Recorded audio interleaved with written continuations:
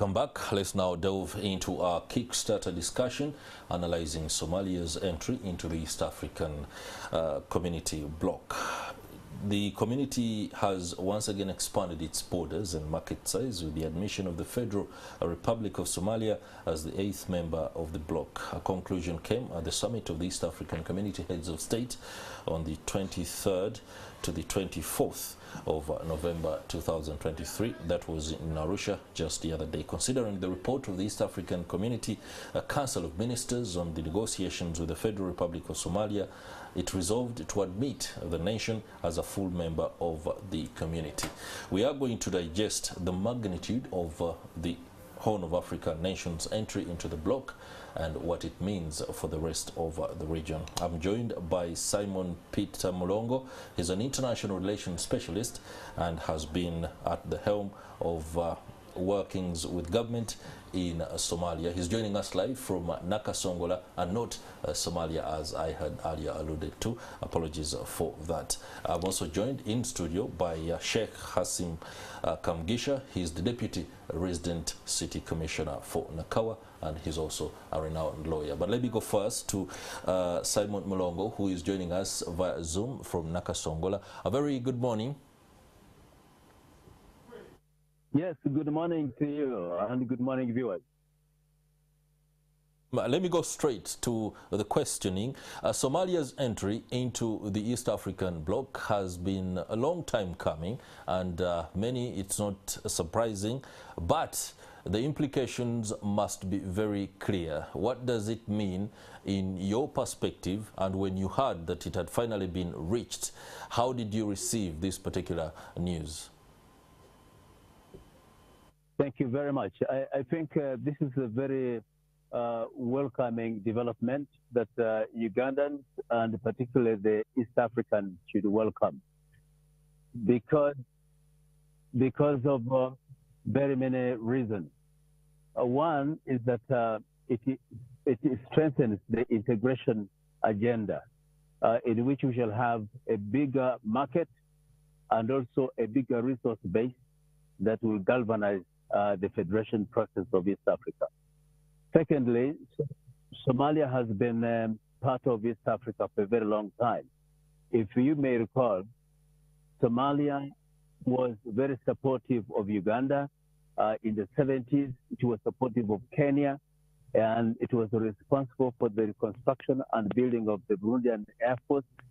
And so they have been contributing to the agenda of the East African region.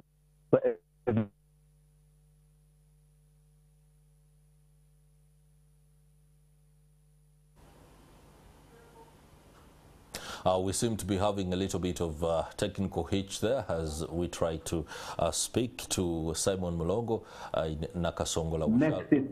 Let's return to... Next is palatable that East Africa has already been working very closely in Somalia. Then finally, I think in geopolitical meaning, by having East African communities straddling from the Indian Ocean to Atlantic Ocean, it gives it a significant geopolitical boost. In other words, we connect from the two oceans, and therefore it makes the trade links much better, where Somalia is at the Horn of Africa, the Gulf of Aden, and then the Atlantic Ocean on the west makes the East Africa perhaps an upcoming superpower in terms of regional integration community. Back to you. You are very big on the geopolitics of the day when you talk about the fact that the community or bloc will be a superpower. That is understandable. But allow me delve into the specifics of trade.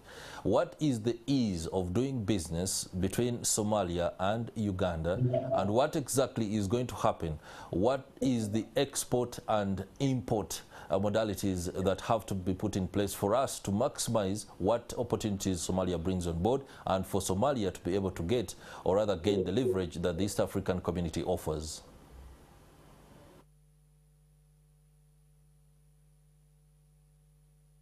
Mr. Mulongo? Oh yes, Somalia has a huge resource base. I know the hesitation from most members is because Somalia is at war at the moment. But this is a temporary problem. Uganda was at war for a long time, for almost 25 years, from 1966 to 1986. But we can see now Uganda is a beacon of peace in the region. So the current challenges in Somalia are definitely going to be short-lived in the time to come. And will be remaining with a neighbor who is very stable and relating to us in terms of trade. Now, in terms of your question, Somalia currently has a lot of natural resources. If you look at the oil capacity of Somalia, it's estimated to be about 111 billion barrels of oil, compared to that of Uganda, which is just less than 10 billion barrels. So that makes Somalia a very huge resource base. Secondly, they have uranium deposits, they have phosphate, they have copper, they have cobalt, and so on. So we can trade with them in those areas. The other one is that Somalia is the world leading livestock in terms of camel products. And so really we can trade with them. The camel products like the meat is very good. It's rated to be one of the healthiest. It has the lowest cholesterol in terms of animal products, and therefore that makes it very good. They are also having good areas for agriculture, in particular in the great river valleys, which makes Somalia one of the best agricultural countries once they have that stability. At one stage, Somalia was the leading exporter of agricultural products in the Horn of Africa. So we stand high chances of trading with them. Finally, Uganda produces a lot of milk, a lot of coffee, and so on, which are highly consumed and used.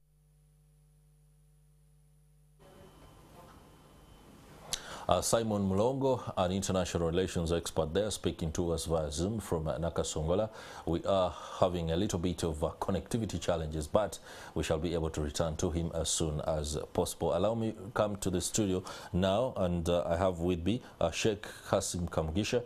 He's the Deputy Resident City Commissioner for Nakawa, and he's also a renowned lawyer. You heard what Mr. Mulongo said. He's very optimistic that Somalia's entry into the East African community heralds a new wave of opportunity for Uganda to be able to trade, but also be able to go into Somalia and profit, because profit is a business word, and we can use it at any time to profit from the plethora of minerals that Somalia has. First, when you heard that Somalia had finally been accepted into the East African community, I'm sure you had a reaction. You're like, either that should be happening or it shouldn't happen. Whatever it was, just take us through what it means. First and foremost, after almost a decade of Somali's trial to enter the EAC, last Friday they were successful.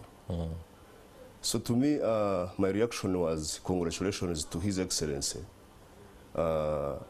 President Hassan Sheikh Mohamud, because of his resilience and commitment to ensure that in his term of office, Somalia joins an East African bloc, which has a population of over close to 300 people, but also with a GDP of over 300 billion US dollars and a trade base of close to 10 billion US dollars. So to me, I welcomed it with open hands, though with an eagle eye on the challenges it could come with in the long run. Okay, you introduced something very pertinent, an eagle eye on the challenges that this particular new arrangement could introduce. But given the vagaries of technology, allow me just go back to Mr. Mulongo very shortly so that we can finalize that particular submission that he had, and then we shall have a lot more time with Mr. Kassim Kamugisha. Simon Mulongo, we want to understand the specifics of trade. What are we exporting, for example, to Somalia over the last 25 years? You've had the good offices and the advantages of staying and working in Somalia on behalf of the government in different positions. You have deep knowledge of our export trajectory over the last few years. What is it, and if there is an opportunity like the one that has come, but the inclusion of Somalia, what are the volumes and how much money are we talking about, so that we can have a clear perspective on the advantages that accrue for Uganda? No, I'm afraid I may not give specific numbers because I cannot quantify that. What I can say is that most of Uganda's exports, whether it is textiles, whether it's animal products like poultry, whether it is milk, all these are highly consumable in Somalia. As I said, Somalia buys most of these items from other countries, including abroad, where you get milk from Denmark and so on and so forth. And yet Uganda has a lot of milk which they have perhaps no stable market about. So Uganda will have a ready market in Somalia once we streamline their trade relations alongside the protocols of EAC. So I see Uganda really boosting that trade. Just look at South Sudan. We are dominating in terms of exports of consumer goods in South Sudan. And that will be the same thing in Somalia as they reconstruct and rebuild themselves. Uganda will enjoy very close fraternal with Somalia, and it will boost our national income by a number of folds. Back to you. The strategic question, you spoke earlier of the geopolitical dividends when the community or bloc has the advantages of being on the Atlantic Ocean and also having a coastline on the Indian Ocean. First explain to us what that advantage is and why being a superpower is anything that we should be looking at. Three things are required for us to become a superpower in a way. One is the population. The population where you have a huge reservoir of skilled manpower. And most of our people have gone to school, they're highly educated, and I can assure you Somalia brings on board very highly skilled labor force. The Somalis having been in exile, and most of them having studied in diaspora. They've done a lot in science and technology. They've done a lot in economics and issues of petroleum studies and so on. We have Somalis who have done a lot of that. So they bring into fold their skilled manpower to enhance our ability to strategize and be able to work competitively. Secondly, if you may recall that the Gulf of Aden controls perhaps about 30% of the world trade routes. And we have Somalia, so to say, by extension, governing that area. And then we have the DRC Congo that are very critical in the Atlantic Ocean, side. And those of them coming together with us, we really have an area that is definitely very critical. And in addition to that, the Intercaspian region, which brings together Burundi, Rwanda, parts of Tanzania, most parts of Uganda, and parts of Kenya and South Sudan, is one of the most lucrative areas. In fact, some people describe this area as the Eden, the Rio Eden, and it has a lot of resource base. So if we can harness these resources very correctly and properly, it will bolster our capacity and ability to be able to dominate not only the trade, but also economics in general. And that therefore will bolster our politics and our geopolitical positioning in the global world order. So that makes us very, very powerful. And our size is going to rival that of India. Our size rivals that of Europe. Remember, Western Europe is as big as the DRC Congo, minus infrastructure, of course. So if you bring DRC with the current member states, including Somalia, we definitely will have such a resource base that will propel our politics in the world order much more effectively. Back to you. Hope I can return to you a little later to give us perspective on security matters, because the specter of terrorism has its head firmly in the Horn of Africa, and of course I do not know how the rest of this East African bloc shall be handling that. Please do stay with us. We shall be returning to you shortly, but in studio I have Sheikh Kassim Kamugisha, the Deputy RCC in Nakawa. First, you had the submission by Simon Mulongo. What are your reactions to what he says, the geopolitical leverage that the inclusion of Somalia brings forth? Should we even be looking at becoming a superpower, in the words of Mr. Mulongo? I agree with Simon Mulongo on the fact that when you have got a population of 100 people from the 8 countries coming together, that's right, that becomes a very big market base, especially for our upcoming industries in East Africa. But also it becomes a very fertile ground for investment for our people, because with the stability, for example, in Uganda, people have amassed wealth. Okay. People have amassed wealth, and now they are looking for opportunities for investment. And Somalia being one of the countries that I could call a virgin area, because it has been torn apart for some time, but there is pacification now in the country. It provides a ground for investment for our rich men in Uganda and East Africa in general. Then number 2, he brings in a very, very important point of a connection, the closeness to the Gulf of the Gulf. Yeah. To me, I could call the closeness to the Far East, which brings now the Asian tigers close to East Africa, but also to the Arab world, which Arab world is, in my own opinion, a bit desert. And so with our capacity as East Africa to produce in terms of agriculture, and Somalia's coastline of over 3,000 kilometers gets us closer to the potential markets for agricultural products from East Africa. And of course, there is no superpower in the world that does not sustain itself in terms of supply. And therefore, the bloc will in the future compete to become a superpower. But not forgetting that now we are stretching from the Atlantic Ocean to the Indian Ocean. Okay. And therefore, we now have access to outside trade with both the West and the East.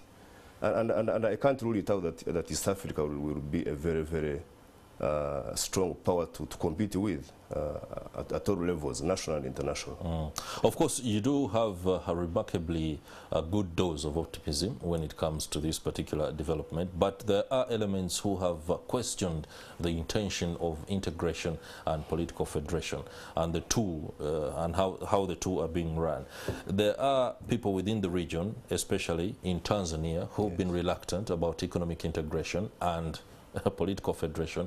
They look at it as a project of President Yoweri Kaguta Museveni, the stampeding of integration, without necessarily looking at the aspects within borders that ought to be rectified first to ensure there is smooth trade between one country and another before you think about the greater dream of integration.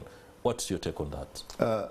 You see, it's normal that when there is progress, there is always criticism. That's right. So I would not have a problem with Tanzanians or any other person who would have an alternative view in terms of this integration. But what's the bigger picture? The bigger picture, and what President Museveni is saying is, you can't prosper unless you have something to sell. But where are you selling it? You must have a market. Now, before we go to look for the market in the European world, in the Americans, and we can provide that market as a East African bloc. So here we are saying 17 million population of Somalia, plus 280-something of the 7 states, comes to 100 million people. Now, whatever you are producing, you are sure you have got an internal market in the bloc. Yes, whereas Article 3 of the Treaty of East Africa has got other points talks about in terms of governance, human rights, but the critical question is, what is the rationale? What's the relationship between human rights, for example, and business? We are looking at how we can sustain ourselves in terms of trade, in terms of, for example, production and market. And so would not have to dwell much on other issues that are not principle. President Museveni is looking, and his entire team, they are looking at the principle. What is the principle? Can we have a bloc which can have an economic base, but also can we look at how East Africa can come together and secure itself? Okay. Because, for example, you have Somalia, which has been rocked by, as you said earlier, the Al-Shabaab have a stamp in Somalia. We saw AMISOM withdrawing, and we saw ATMIS taking on. And ATMIS has got a time frame from when it took over to 2024. Now, what if after 2024, ATMIS pulls out, but Al-Shabaab remains stubborn? What is the alternative? So the East African leadership is looking at alternative being the East African standby force, so that we can maintain the cohesion in the region and keep facilitating trade. So I would not have a problem with those reservations, but I would want us to look at the entry of Somalia into this bloc on principle. What is the principle?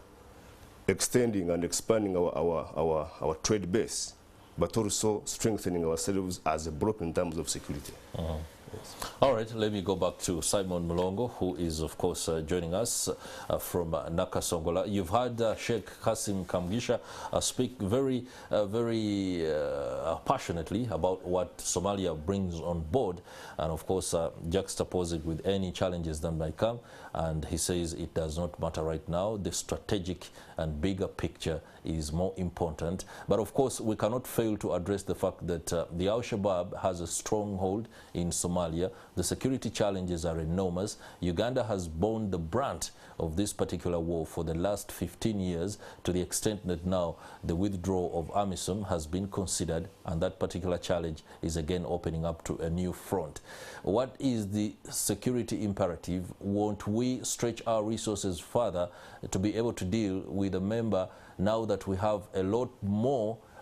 We are required to deal a lot more from the point of a brother who is with us, and not just anybody we might want to help out. Yeah, I think one professor did say that if you want to do the cost of training, then you try ignorance. You see, we cannot talk about the cost of bringing about stability superseding the gain that we currently have, when actually we're investing for the greater and longer future. So if we're to have a stable region, then we need actually have to work on stabilizing the region. President Museveni has been a champion of stabilization of the region for a while, not because of any other reason, as some people argue, but for purposes of having a stable and bigger region to trade with, to deal with, to relate with. And as such, as my brother, the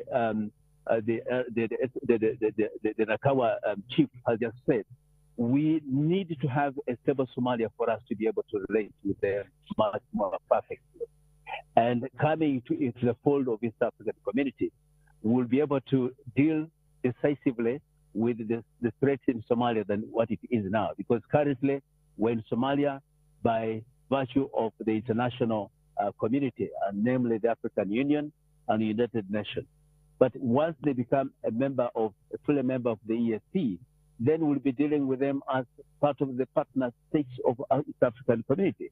And the East African forces that we already have, and we have legal instruments signed, protocols signed, will be actually plowed into Somalia.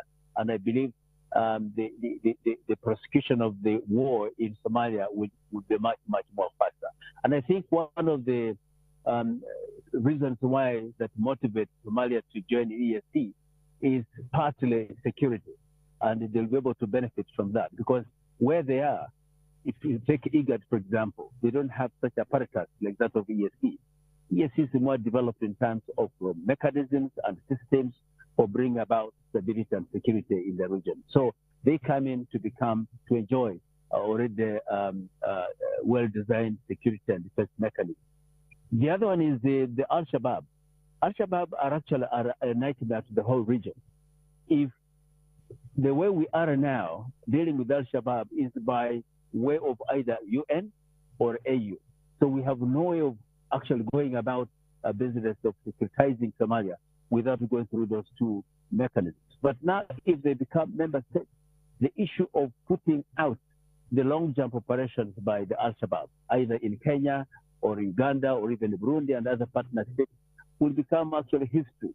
So I think the Al-Shabaab issue are thriving because of the nature of the design of the mission in Somalia, where it is a peacekeeping mission, and yet it is actually supposed to be a war mission. But if it comes to EAC, I'm telling you the situation is likely to be quite different. Back to you, sir.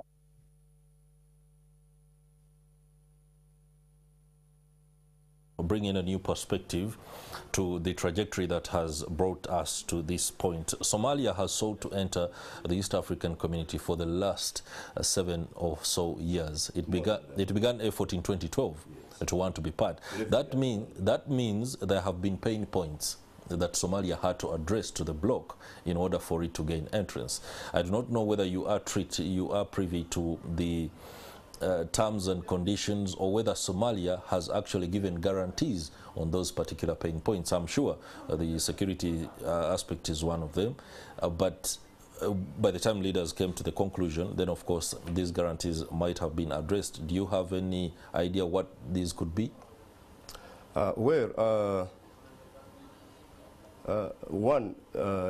2012, when we looked at Somalia, Somalia was completely a broken down state. Yeah. No standing army. Devastated by war.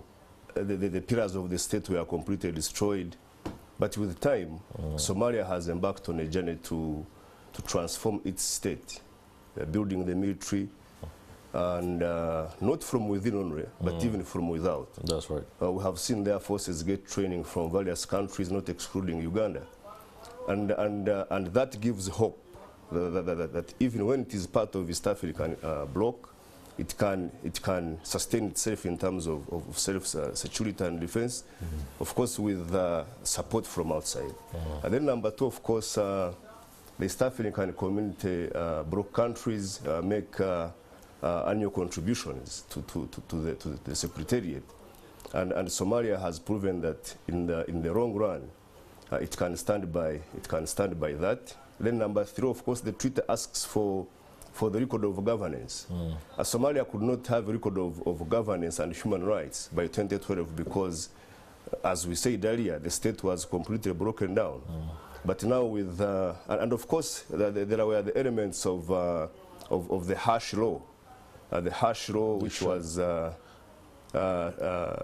was being implemented by the former governments in Somalia. But now there is a clear track record of governance. You have got Somalia participating in periodic elections and choosing leadership, and that is one of the principles of a country to become part of East African bloc. You have got a clear record, an improved clear record now in human rights. We have not had a lot in terms of abuses by the Somali government as of recent. So the threshold was met by the Somali government, and that's why I say congratulations to His Excellency Hassan Sheikh Mohamud, because he has invested in all his best, and that, of course it is seen in how he has improved, and so that's why he was admitted. But also Somalia as a country, if left out of East African bloc, by principle, it will remain a transit, it will remain a route for the elements that could destabilize the region. So what do you do if you are strategic in thinking? You look at the principles that Somalia has put in place and say, whereas there could be a shortfall here and there, let us admit this brother of ours so that we can have a grip and control on that entry point for the wrong elements which have destabilized East Africa in the long run. Because you are aware, we had bombings in Kenya, we had bombings in Uganda, and all these ones have got a connotation with either Al-Shabaab or Al-Qaeda. So if you are looking at how to stabilize the bloc, what do you do strategically?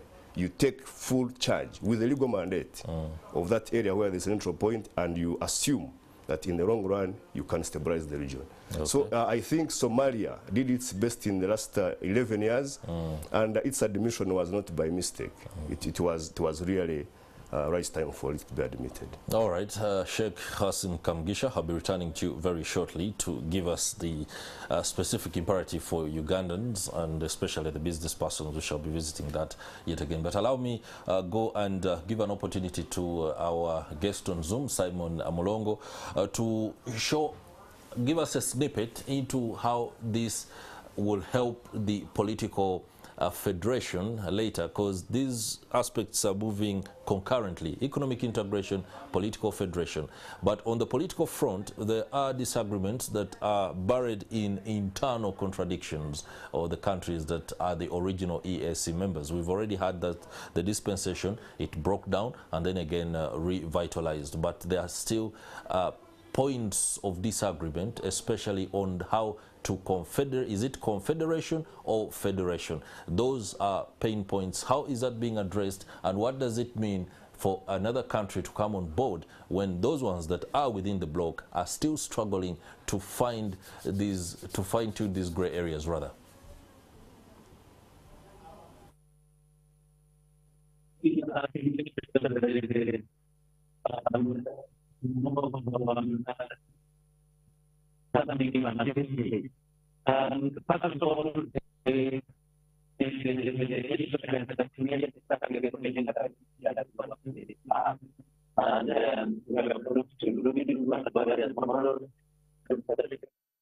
You have some connectivity challenges there. Speaking to Simon Mulongo, our sound is not the very best. Let's go for a break, and when we return, we shall throw the question back at Simon Mulongo and also have a perspective from the guest in the studio on that. Stay with us. We'll be right back.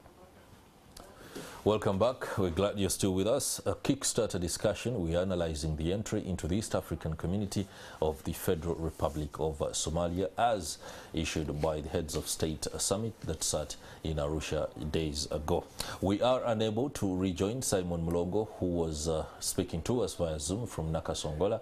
The technicalities of the internet have beaten us to the game, but that effort, of course, would go in futility because we had his perspective on the issue of Somalia rejoining and the fact that the advantages outweigh the disadvantages, and that discussion should not even arise. Let's capitalize on the leverage that this particular new dispensation offers a nation like Uganda. The geopolitics is perhaps one of the things that have caused a bit of discomfort across the region.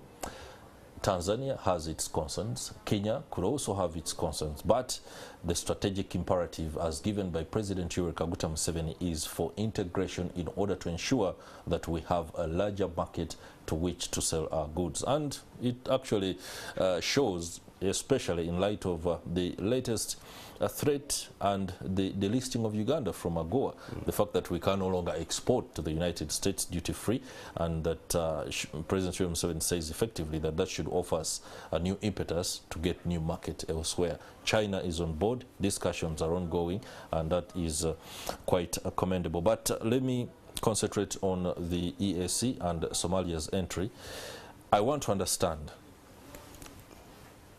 the economic integration and political federation has been driven exclusively as something that can be achieved at the same time by President Yoweri Museveni.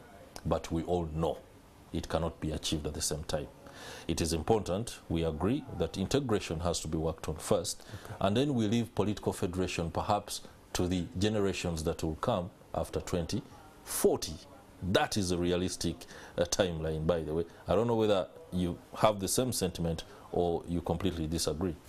First and foremost, I want to disagree with you that the vision and idea of the federation is not solely driven by President Museveni. Because before this... He's the chief trumpeter. Before this, we had East African community. Yeah. So therefore, the idea is embedded within us as East Africa, that we should live together as a family. That's right. Not forgetting that we share a lot in terms of cultures, in terms of identities, the social setup. So the integration idea is within us as a bloc.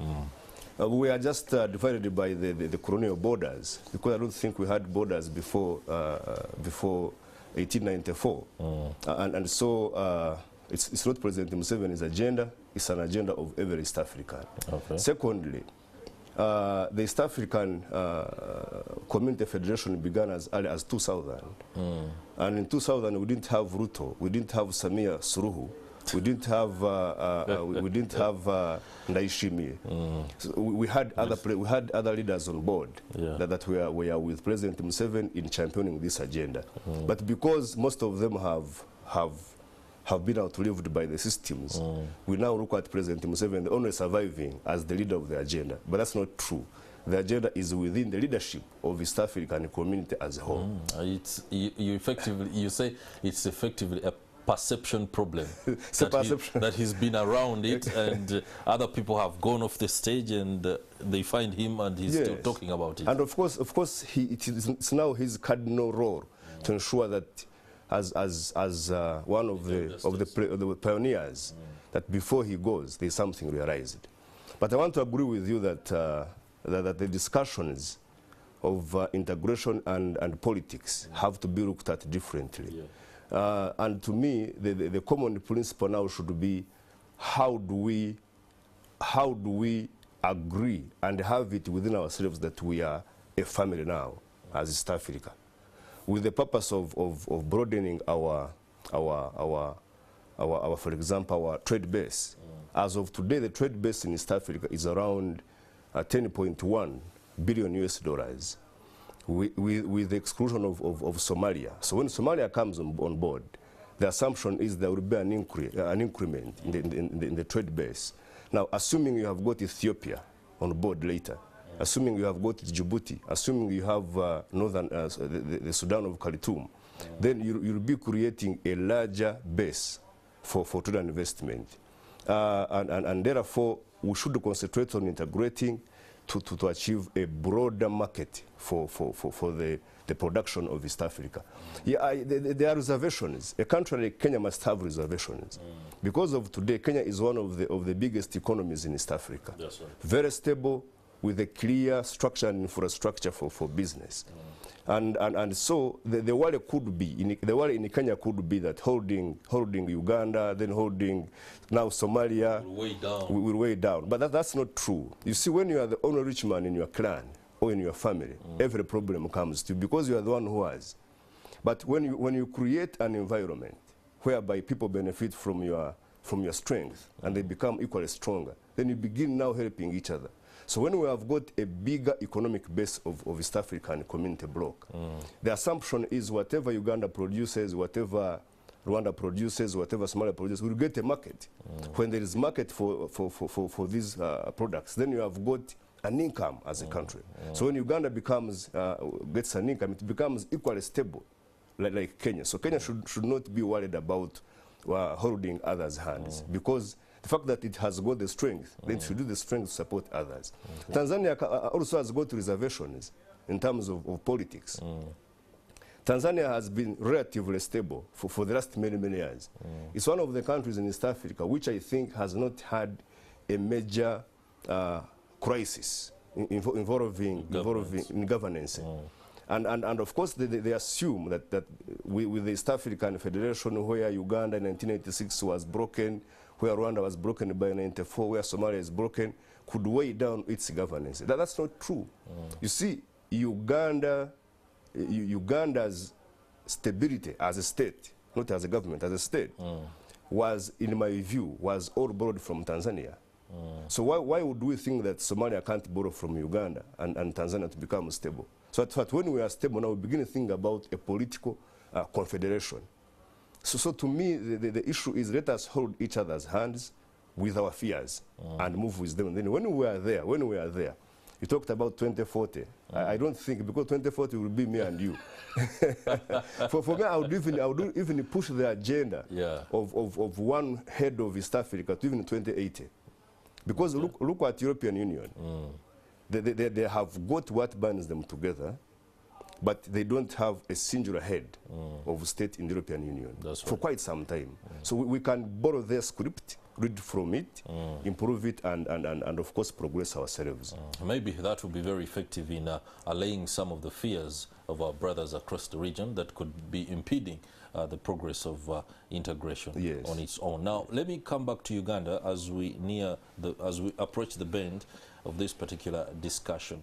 We haven't been seen to be aggressive, especially when it comes to rolling out business across the region. True. We are looking at Kenya expand exponentially in new markets, and we are wondering, what is government's agenda? What is government's strategy? How are we moving? Banks from Kenya are rolling out, you know, at every stage. The other services sector, Kenyans are big.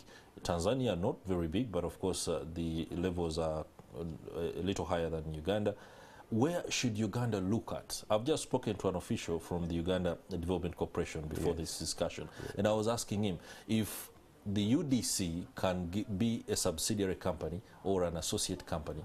Why aren't we able to push further so that we can go into this market and maximize the dividends that come from integration than looking as other people take over? I want to agree with you on the principle that, for example, South Sudan, when it was open, most of our people who went to South Sudan went and tapped into the informal sector, selling eggs, selling chikomando on the street. This is a fact. And for countries like Kenya, you saw their investors tapping into the banking sector, telecommunication, and all that. So my fear could be that as Somalia opens up, as the East African bloc opens up into Somalia, Ugandans might find themselves into what they were in South Sudan. Selling Rolex. So Rolex and eggs on the street, which does not bring returns in terms of what Uganda is investing in to achieve the federation. That's right. And so it's now incumbent on the for example, on the Ministry of Trade and Foreign Affairs to begin a campaign. Of because, you know, why do you go to Sunday? To church on Sunday? Why do I go to mosque on Friday? To be reminded. So there has to be a campaign, and I can call it a conscious and deliberate campaign to sensitize that, look here, Somalia is open, but what should we tap into? The Ugandan Airways is now flying to Somalia, but it should fly to Somalia to do what? The opportunities in the banking sector, telecommunication, in transport. So Ugandans, prepare yourselves, and of course move and invest in Somalia. But also quickly we have to look at what government has to offer to traders who are going to trade from outside. We are seeing our traders still demanding money, for example, from the Sudan government. So Uganda should be able to say, as our traders are going into Somalia, because it's a virgin area, this is what the country will contribute in terms of ensuring that your investment will be recouped, even if there is any challenge. That's right. So the Foreign Affairs Ministry, the Ministry of Trade, and everybody, the government of Uganda has to take it deliberately to ensure that its traders and people are motivated to go and do investment. And for Somalis, they are very clever. They have been in East Africa even before the federation, whereby the visa issue, citizenship issue was on board. Therefore, for them now, they are saying, here we are. We are here to invest. So we should be able to move with them on that aggressively. Sheikh Kassim Kamugisha, Deputy Resident City Commissioner for Nakawa, many thanks for that submission and emboldening our perspectives on East African integration and Somalia's coming on board.